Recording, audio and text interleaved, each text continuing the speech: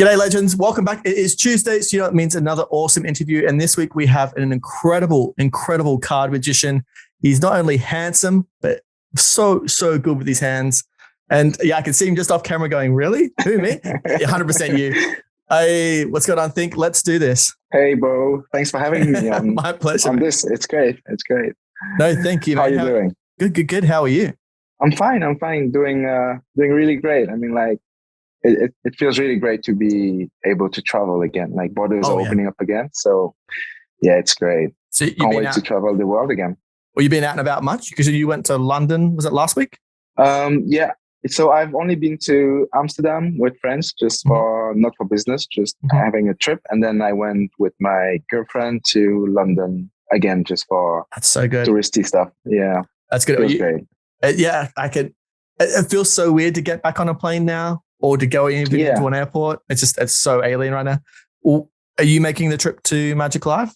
Oh, actually, I want it, but I'm not sure I'm going to make it. Firstly, because I saw that it was sold out, so you can't even buy ticket anymore.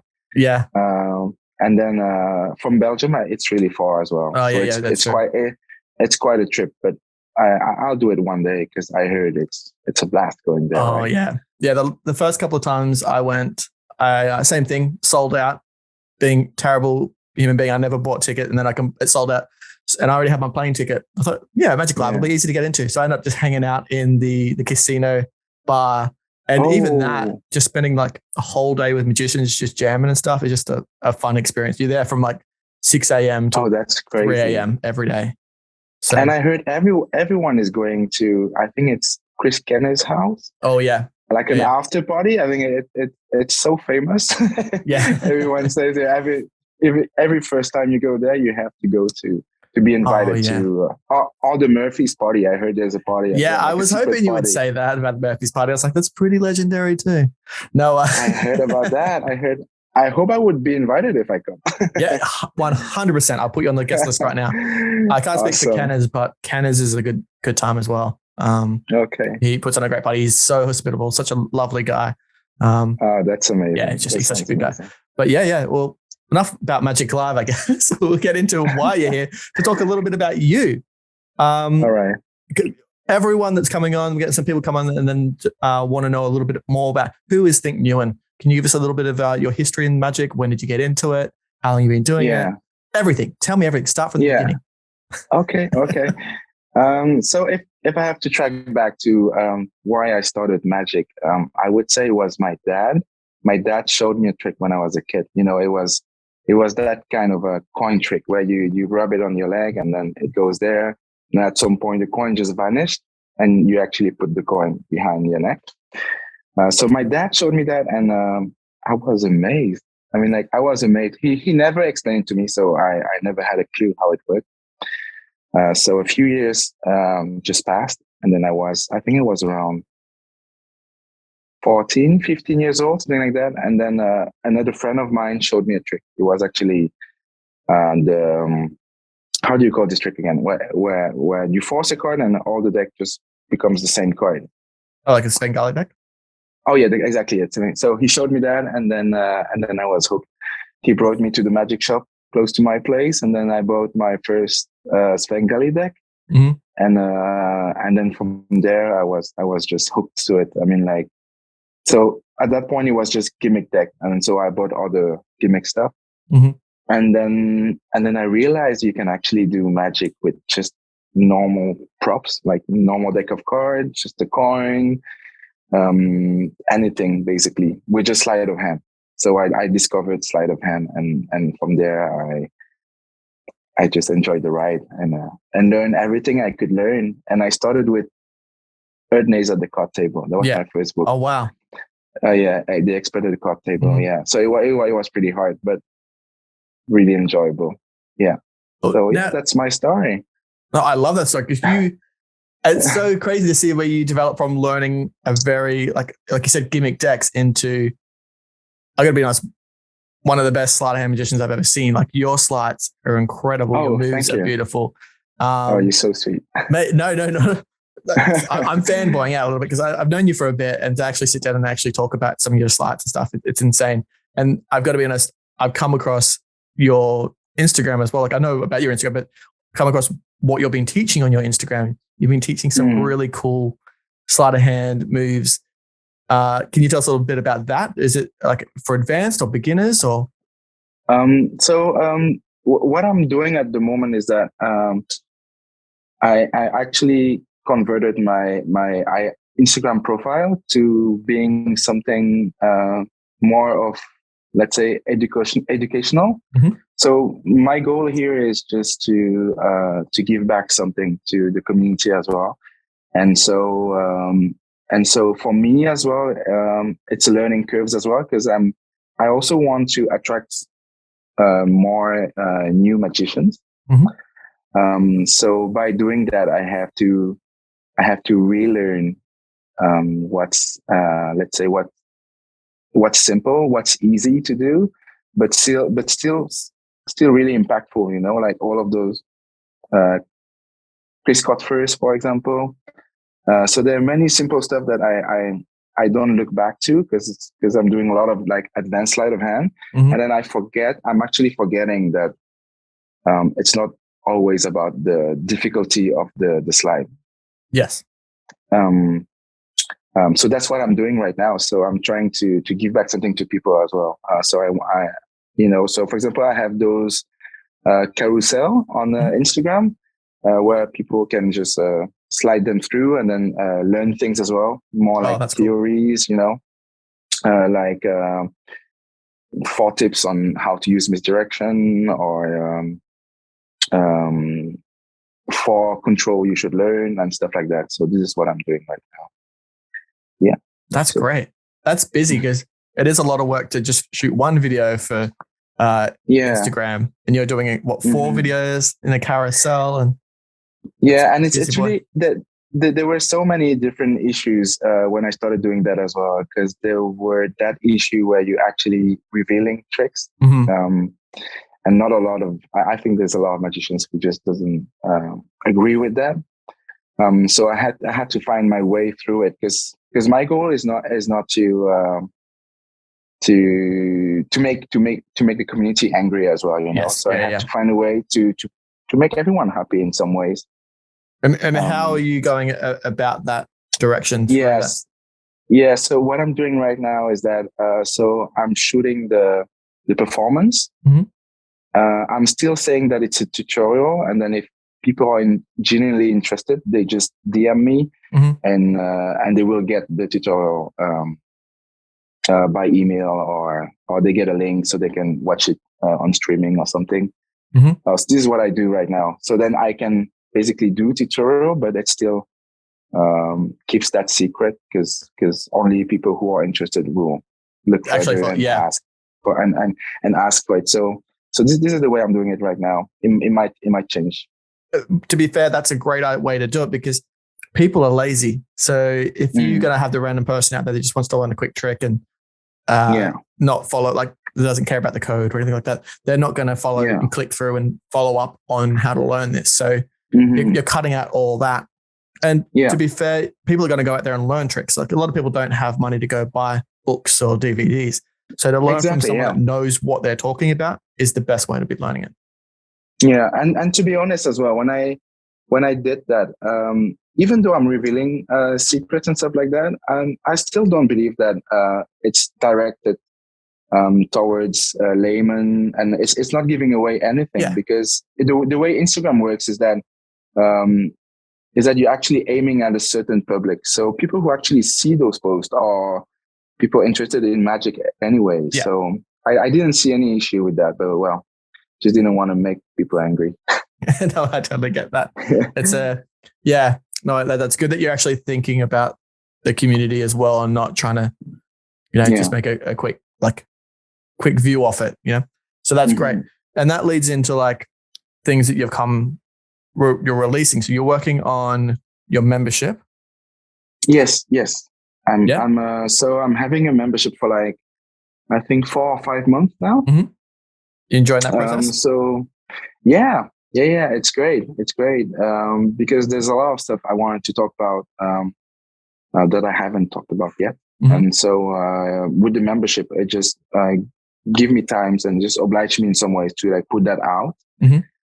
And also doing it at my rhythm, so Yes. I can just, when I feel it, maybe this month I'm going to talk about this, and then the next month I feel like I'm going to talk about another thing.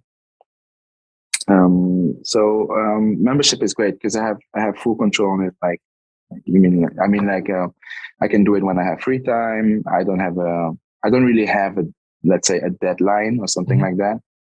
Yep. I mean, like I have to put something out every month, but I mean, like, it's really flexible. Yeah, that's so great. It's great. Yeah, that's what you want. So yes, what is that a range of? So is that like beginners, intermediate, and advanced stuff that people are learning, or is it all under a certain skill level? I believe what I'm teaching in there is for all skills level. Mm-hmm. That's great. Because let's say for the 2 first month, it was 2 PDFs, I think, and they were basically just talking about theories. Yeah, that's great. Yeah, and that's something I think which is great with membership because you can just talk about anything. Yeah, I've been into tarot reading recently as well. I enjoyed it a lot as well. And that's something I want to talk in the membership as well, because I think there's a lot we can learn from it. 100%. When we do magic. Yeah, that is true. That's very cool. Actually, I love the idea of. I've always kind of loved the idea of tarot and trying to incorporate that into like routines and methods, and so I'm definitely going to check that out. That sounds really cool, to be honest. And that so you've been working through your Instagram to create this kind of feel and teach people some really cool techniques. And then your membership, and you also got other things out there. So I've got one of them here, the Oyster Playing cards. I love this deck. I just love just everything about it. Like just even this, I'm just watching in the camera, watching that shimmer. Oh, it's so good. Can you tell us a little bit more about these? Like where the idea come from? And firstly, I've never thought that I would have my own deck of cards, which is cool.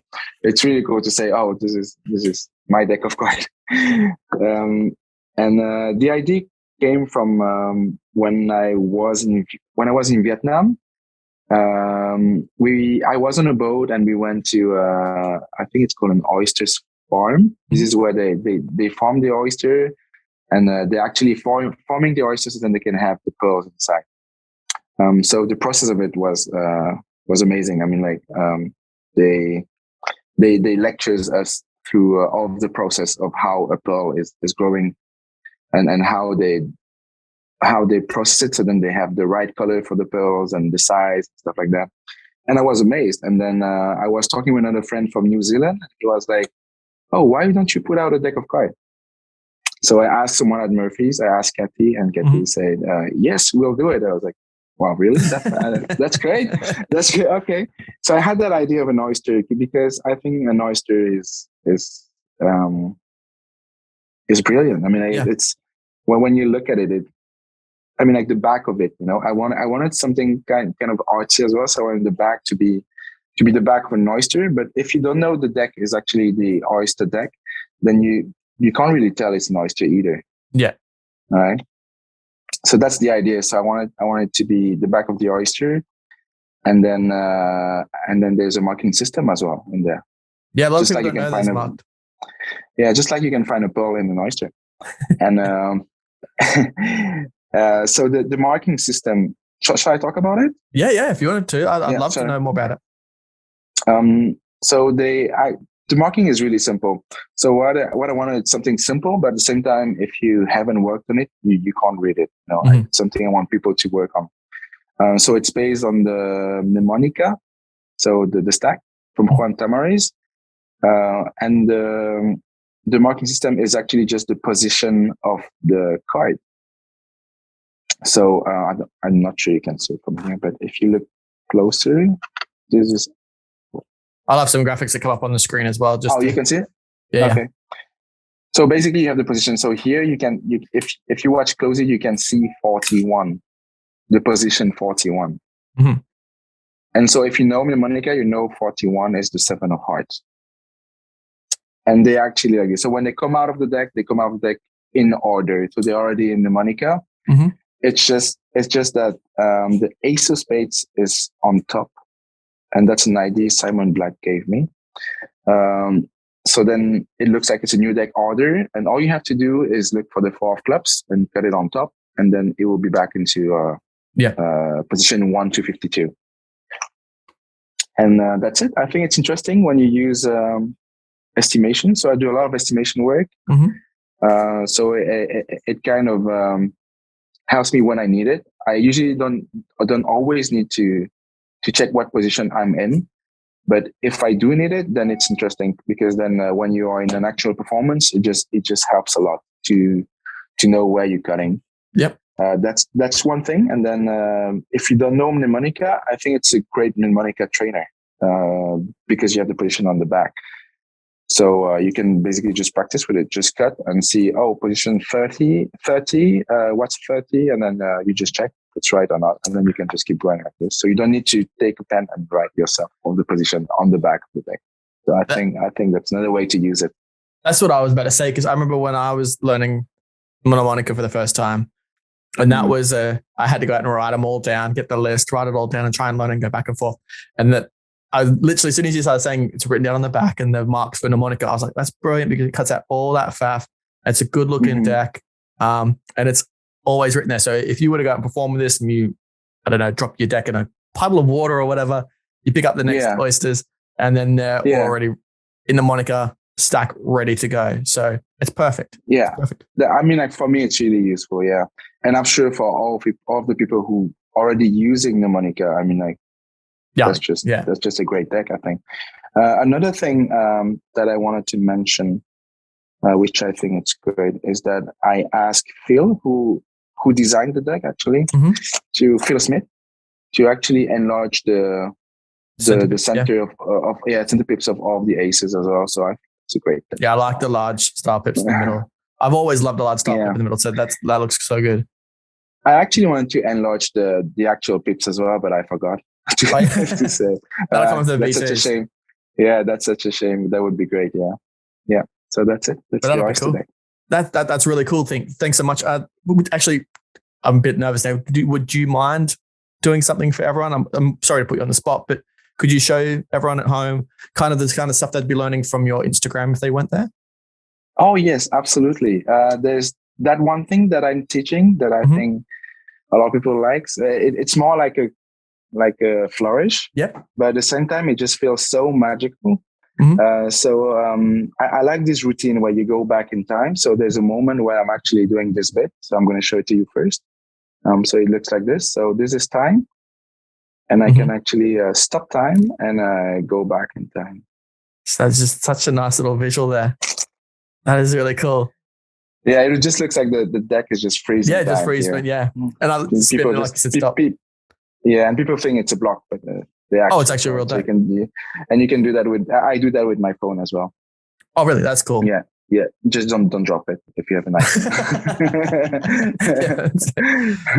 So, would you mind teaching that, or we can send people to Instagram? Or would you? I can teach that. Definitely. Oh, thank you. So what you do is this.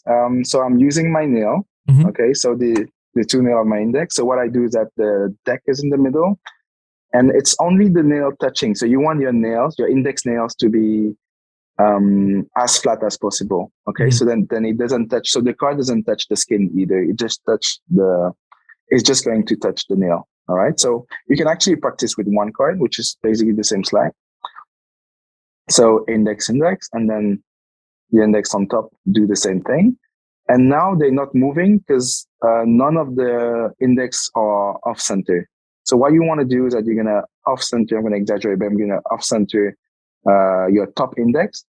So by the moment you're going to do it, you're going to notice that the card's going to start to spin. That's cool. And then stop. But you want it to keep spinning. So what you're going to do is at the moment it starts to rotate, that's when you want to follow with your top index. So I'm going to show it to you. I'm going to exaggerate as well. So it's going to start moving. And now if you look at it, I'm kind of exaggerating, but I'm moving at the same time. So you have, it's a feeling, it's an act.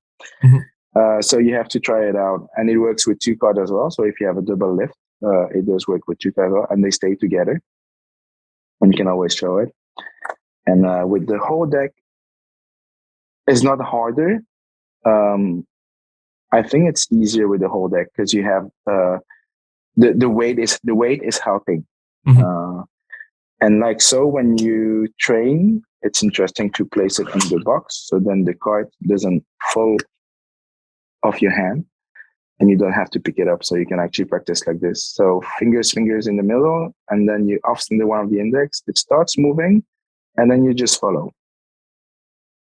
Okay, and you can actually manage the speed as well. But I think slower is better. Yeah, that nice slow And then- visual, and yeah. And then when you want to stop, you just press on your 2 index. It's gonna stop, and then you just off center your fingers, your top index, the other way. So then it just spin the other way. So good. Simply as that. I mean, like the explanation is that there's nothing more complex or difficult than that. It's just a feeling. Mhm. But just make sure that the cards doesn't touch the skin, because otherwise you will have friction. And friction will not allow you to spin the card. No, that's great. I love that visual. It's the slow spin and then the stop and then back the other way. I wasn't expecting to go back the other way, so that was great. Thank you so much for sharing. All right, so we covered quite a bit today about your awesome Oyster Playing cards, your Instagram where you're teaching some really cool sleight of hand stuff, and into your membership. What else holds for Think in 2022 besides obviously traveling the world now that you can finally travel again? What's your plans this year? Yeah, well, I hope I can lecture again if people are still interested in my work. And then another thing is that I'm planning to perform more as well, because just before the COVID, I just started doing a show here in Belgium, and then it has been stopped because of the whole situation. But yeah, that's my plan. I hope to learn more about acting skills and all of that stuff when you perform on stage. Oh, that's awesome. So this is where I'm going. I love that because I remember you starting up a stage show. Was that? Can you tell us a bit about that? Like, are you going to get back into that soon? And then tell us a little bit about what your stage show is about, if you don't mind. Yeah, I don't mind. So the show was called Serendipity. And it was a show where it's funny because there were no card tricks in there. So hey, that's great. None. Yeah. And the reason is that I wanted to focus on the performance more. Mm-hmm. And it's actually quite interesting. So I have someone who's helping me with the script as well, and all of the acting directions. Mm-hmm. And I do believe it was really helpful because the way that person is because that person is not doing any magic. So every time we were talking about a certain tricks, he could see it like differently. So we have to come up with other solutions to it, and it actually makes more sense than the traditional way of thinking about magic. I think so. It's a long ride. I'm still learning a lot about it. Mm-hmm. But yeah, it's really nice to be. I think performing is interesting. I mean, like if you do only. So the thing is that I've always been interested in sleight of hand, and then the thing is that you get drawn into it as well. I mean, like you get lost into doing slide after slide after slide, and at some point you don't know why you're doing magic anymore. And I think for me, performing has given me an answer to why I'm learning magic. So that's the show, Serendipity. That's so cool. I love that you're pushing yourself outside of what you're comfortable with. I'm getting the feeling that in your career, like you said, you started off with gimmicks and then you push yourself into sleights, and now you're like, I want to evolve as a performer. And I think that's good to not get tied down because, like you said, it just starts becoming quite mundane. You like you said, you're going, why am I doing magic anymore? Because it's not exciting you as a performer. And I think people can tell that when you're performing. So you pushing yourself outside and not doing any card tricks on a stage show must be daunting, but well done for pushing yourself for that.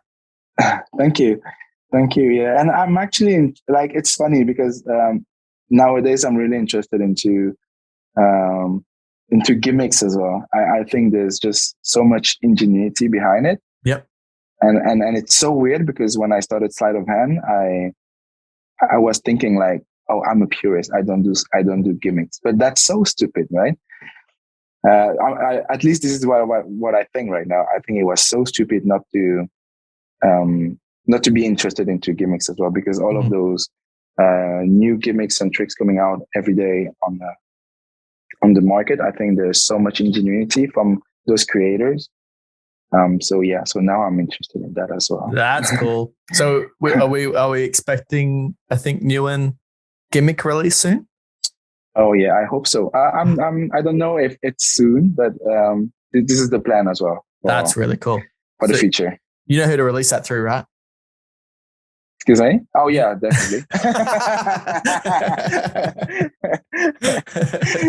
That's so planned. That's what I wanted to hear. Otherwise, this interview was never going to air. I know. I love working with Murphys. I appreciate that. I remember when I was there, it was great doing the lecture. Yeah, at the table. Yeah, I had a lot of fun.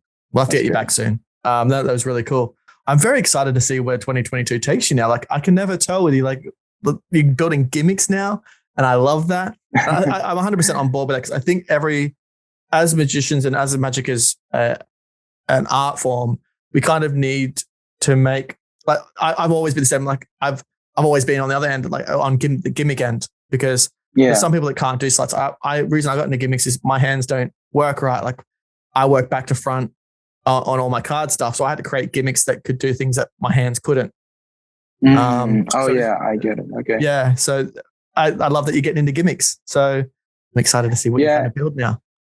Because what I think as well is that if you get interested into gimmicks, like the way your brain is processing when you're thinking about a gimmick and why it needs a gimmick, I think working this way would help also my sleight of hand, and the sleight of hand will help the other way as well. So I think it's great to have to have a mind for both of the. Yeah, I don't know if we can call that areas of magic. Yeah, 100%. I think that's an interesting way and a very clever way to be looking at it, because I was also thinking there's things where gimmicks can do what your hands can't do, or what your body can't do, and vice versa. So the fact that you can play off both those, which is an awesome way to, like, sleight of hand gimmick stuff would be really interesting and a really fun way to watch a routine. So I can imagine, I'm excited to see what you create. It's going to incorporate both those in. That's going to be really fun. So I appreciate it. Now, I know you're a busy man. I really appreciate you coming on Think. Thanks so much for coming and hanging out. Thanks for having me. No, my absolute pleasure. If you want to learn anything more about Think's Instagram, again, link in the description below. Link to Think's membership will be in the description below. And yes, thank you. Everything Think Nguyen will be in the description below. Make sure you go check him out. Go support him. Thanks so much for joining me today, mate. I appreciate it. Oh yeah, I had a lot of fun again. It's always good to talk to you, Bo. It's always good to talk to you. I got me very excited to see. Sorry? You're such a lovely man. Oh, stop it. No, I heard you the first time. I just had to have you say it again, because builds my ego up. So smart. So smart. Thank you so much, man. I appreciate it. You have a great day, and I'll talk to you soon. Thanks, mate. Take care. See you soon. Cheers, buddy. Take care. Bye-bye.